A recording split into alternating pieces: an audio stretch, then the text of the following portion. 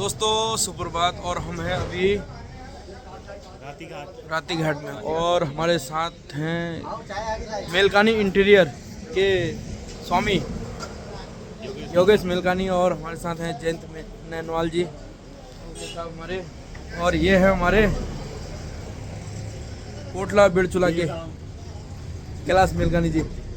और आपको मैं बताना चाहूँगा कि हमारी यात्रा अभी ये बद्रीनाथ को प्रस्थान कर रही है और पहली बार ऐसा मौसम देखा हमने गर्मियों में कि जैकेट और अभी यहाँ 16 डिग्री टेम्परेचर है, यानी कि हल्द्वानी से आने में भी इतनी ठंड हो रही थी।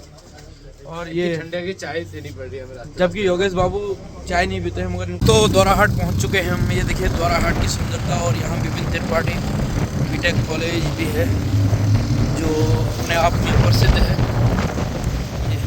दोस्तों हम ये पहुँच चुके हैं द्वाराहाट बाजार में और ये नगरी है उत्तराखंड आंदोलन के प्रेरणा स्रोत रहे और पूर्व विधायक स्वर्गीय विपिन त्रिपाठी जी की नगरी। तो हम पहुंच चुके हैं आदि बद्री। ये है आदि बद्री का धाम। और बद्रीनाथ से पहले आदि बद्री के दर्शन का विशेष महत्व है और पूरे शिलापट में बना हुआ है, पत्थरों से नक्काशी करी गई है। और ये कर्णप्रयाग से थोड़ा सा पहले पड़ता है आदि बद्री।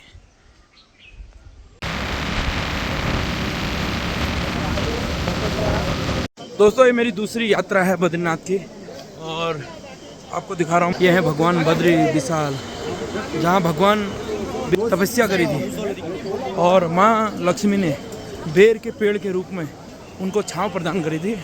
और यहाँ पे एक तप्त कुंड भी है जो सल्फर युक्त पानी का है और उसमें नहाने से कई रोग व्याध खत्म हो जाते हैं। और ये हमारे देश के अलग अलग कोनों से भक्त लोग। और ठंडा भी है, जैकेट पूरी पहनी है क्योंकि जून का महीना है। और आप जुड़े रहिए हमारे साथ। और ये साधु संत भी हमारे साथ हैं। और ये भगवान बद्री विशाल जी का बहुत ही भव्य और दिव्य है मंदिर। ये भगवान विष्णु भगवान सबका भला करे, हम यही कामना करते हैं। ये है बाबा बद्रीनाथ का भव्य और दिव्य मंदिर जो 4 धामों में से एक धाम है। से टाइम बच गया था। ये भक्तों की भीड़ है और कहते हैं पहले यहाँ पर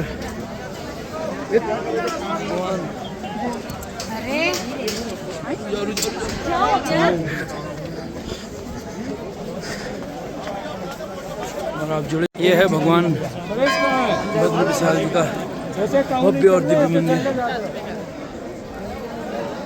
और लोगों की भीड़ है।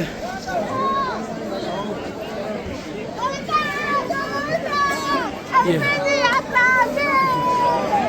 बोलो भगवान बद्री विशाल की। बाबा जी का दरबार हमारे पहुंच चुके हैं। भगवान विष्णु की तपस्थली बद्रीनाथ। ये देखिए भीड़ अभी 9:30 बजे। भगवान बद्री विशाल, ये है मुख्य द्वार। दोस्तों गुड मॉर्निंग। और अभी हम हैं अपने कमरे में बद्रीनाथ में।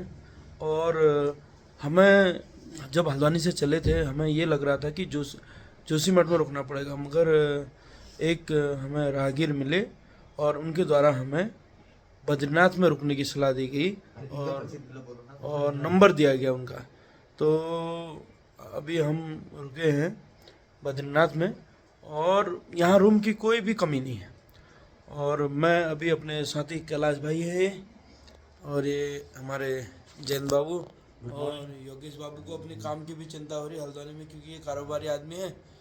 मेलकानी इंटीरियर करके इनका प्रतिष्ठान नवाबी रोड में है। और ये हमारा रूम है। अभी आपको मैं दिखाता हूँ। ये देखिए ये नदी बह रही है, ये और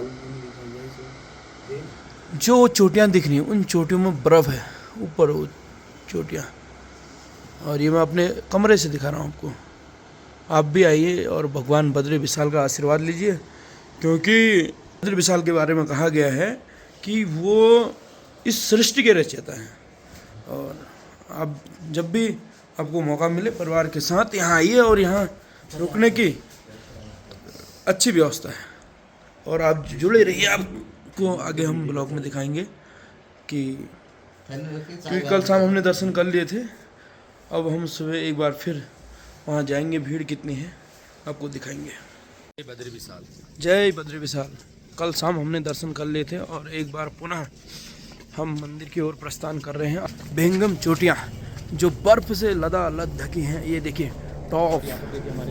और यहाँ पे कितने लोगों को रोज़गार मिला है।